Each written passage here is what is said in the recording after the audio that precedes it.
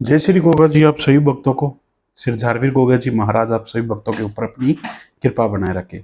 आप सभी झारवीर भक्तों पर गोगा जी महाराज की कृपा बनी रहे और आप सभी भगत बाबा की कृपा से सब ठीक होंगे। और आज हम आप सभी भक्तों को बताएंगे कि श्री बाबा की झारवीर बाबा की पूजा करते समय हमें किन किन बातों का ध्यान रखना चाहिए। तो कृपया इस वीडियो को आप पूरा देखिएगा, हमारे चैनल को सब्सक्राइब कर लीजिएगा और जो भी भक्तजन जो भी जानकारी गोगा जी के बारे में लेना चाहता है वो हमें कमेंट बॉक्स के माध्यम से जो भी बात बाबा के जरिए पूछना चाहता है वो हमें पूछ सकता है। तो आप सभी बातों गोगा जी की पूजा करते समय आप सब भक्तों को किन किन बातों का ध्यान रखना चाहिए। सभी गोगा भगत बाबा की पूजा करने से पहले आपको शुद्धता का बहुत ध्यान रखना है। यदि आप शुद्धता का पालन नहीं करते हैं तो जो आप गोगा जी महाराज की जो पूजा कर रहे हैं वो व्यर्थ है। जब आप पूजा करते हैं तो आपको सबसे पहले स्नान करना होगा। स्नान के बाद आपको पूजा करनी है। स्नान से कुछ भगत क्या करते हैं कि गोगा जी के जो पूजा अर्चना करनी होती है ना, तो वो बिना स्नान किए हुए पहले गोगा जी मंदिर की या अपने घर के मंदिर की सफाई कर देते हैं।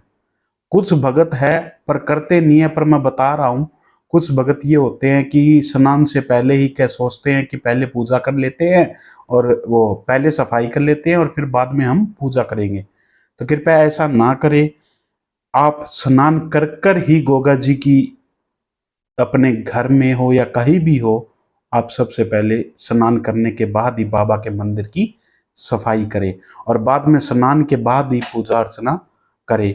और ये गलत है, आप स्नान करके बाबा की पूजा करेंगे तो अब हमें यानी कि गोगा जी की पूजा हमें किस दिशा में करनी चाहिए। गोगा जी की जो पूजा है हमें पूर्व दिशा में करनी चाहिए। अब पूजा करते समय जो हमारा मुख होता है वो पूर्व दिशा की ओर होना चाहिए और गोगा जी के दिशा पूर्व में होनी चाहिए मंदिर की।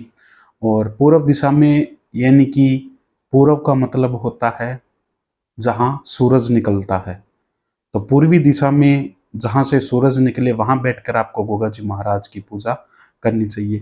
और जिन भक्तों के घर में पूर्वी दिशा नहीं होती है तो वो पश्चिमी दिशा में गोगा जी महाराज की पूजा बैठकर कर सकते हैं। और पूजा करने के बाद आपको आसन जरूर लगाना है। आसन के ऊपर बैठकर ही आपको बाबा की पूजा करनी है।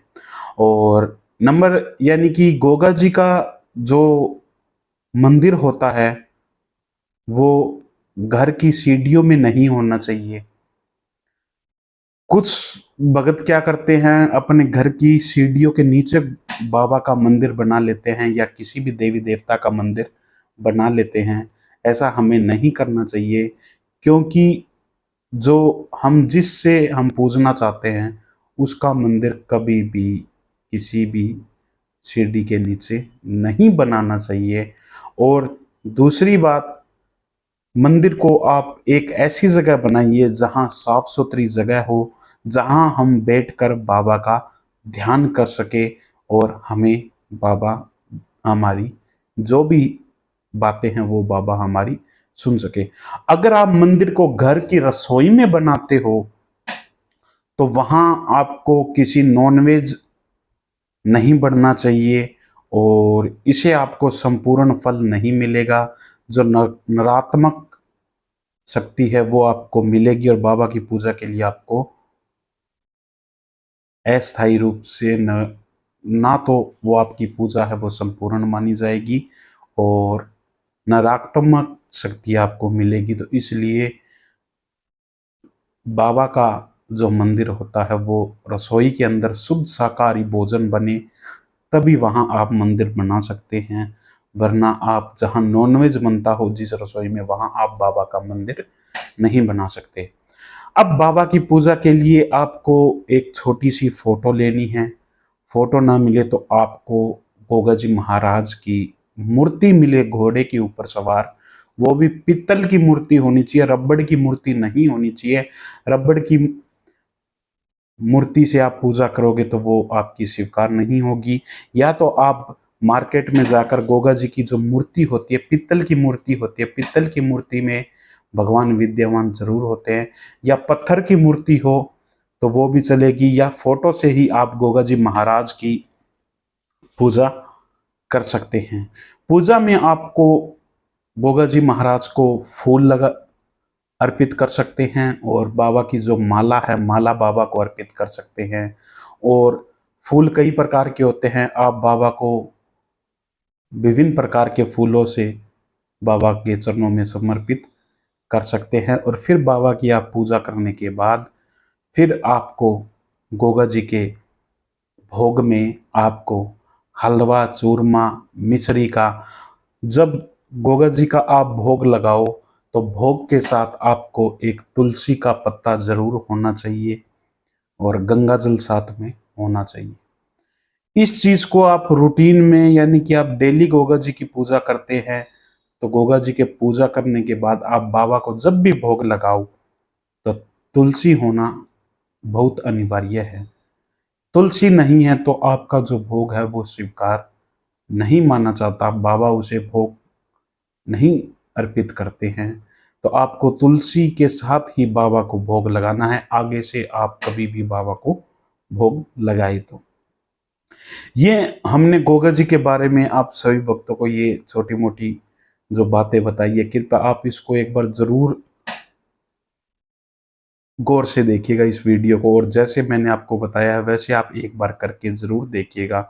जब आपको अच्छा फल मिले तो कमेंट के माध्यम से बाबा की हाजिरी हम तक लगाइएगा, और जो बाबा की जो कृपा है वो आप सभी भक्तों के ऊपर बनी रहे, और बाबा का जो आशीर्वाद है वो हमेशा आपके ऊपर बना रहे।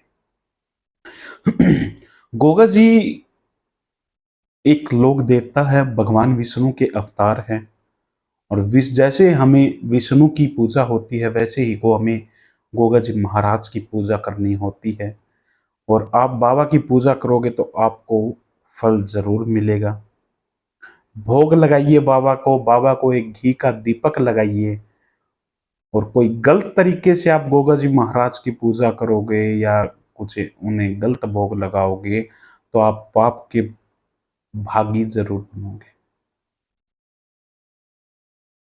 क्योंकि जो भगवान विष्णु है, विष्णु के अवतार की पूजा आप करोगे तो आप बाबा से बहुत कुछ पा सकते हो। बाबा आपकी जरूर सुनेंगे, जो भी आपकी मनोकामना है वो बाबा जरूर पूरी करेंगे।